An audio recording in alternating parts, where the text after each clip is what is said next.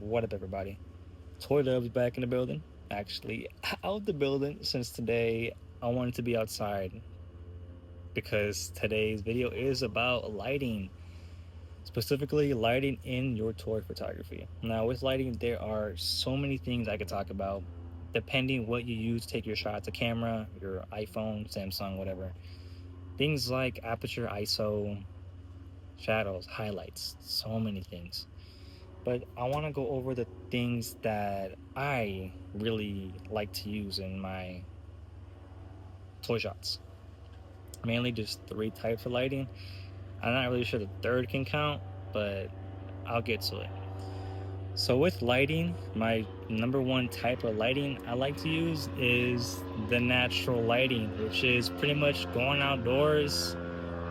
Excuse the plane because there's been like 15 planes flying over right now. So, excuse the flying plane. But back to what I was saying. Natural lighting. That is something I really love to use because it's completely free. I get to go outside. It's a good workout too. Depending where you are and where you want to take your shot. All you have to do is set up shop and take your shot. Although there are some downsides. The weather can change. Yeah, the weather can change pretty much. That's like some of the cons right there. The sun can move. It depends what you want in your shot. If it's a sunny day, great. If the weather suddenly changes and it's raining, yeah, then you're cooked. But one for one right there, I guess, right? That's pretty much natural lighting in a nutshell. You can't control it, obviously. It can change at any given moment.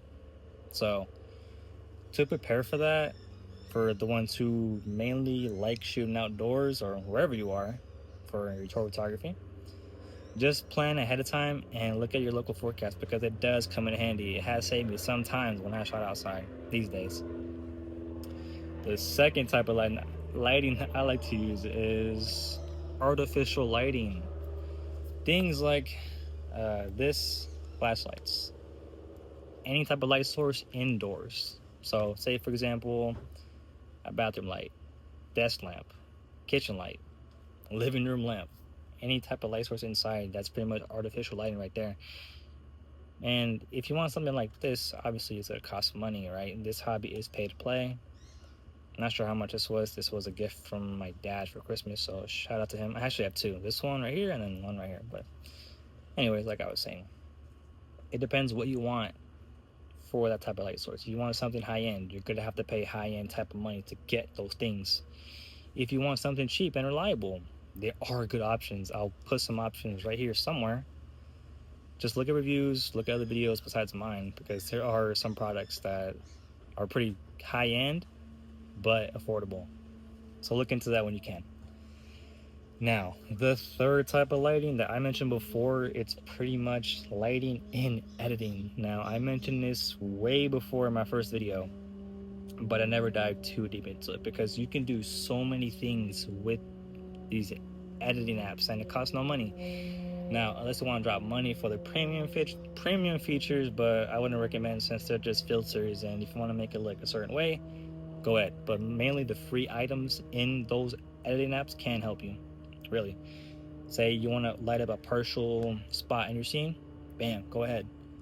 Or if you don't want the apps and you have an iPhone, you can use the editing on the photos. I'm pretty sure I mentioned the same thing as well in my first one, but just a reminder, you can use the editing app in photos. Just click on the photo and then find those three lines and go from there.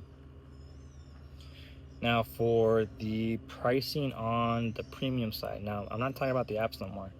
Say for example, Photoshop and Lightroom.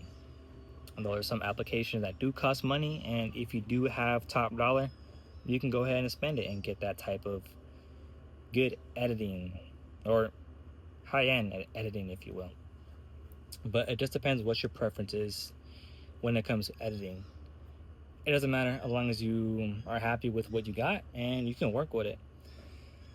So I think that pretty much wraps my whole video.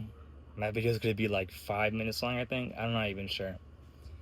But three types of lighting that I personally use. Now, if you have any other type of lighting that you use, let me know in the comments since I'm pretty much an amateur at the toy photography stuff, and I never really dived too much into the lighting aspect side of things. I just, what I like to call freestyle. But anyways, I think that pretty much wraps up this lighting video. So remember, natural lighting, artificial lighting, and lighting in editing apps. That's pretty much top 3 that I like to use. So like I said before, I'll see you guys later. God bless.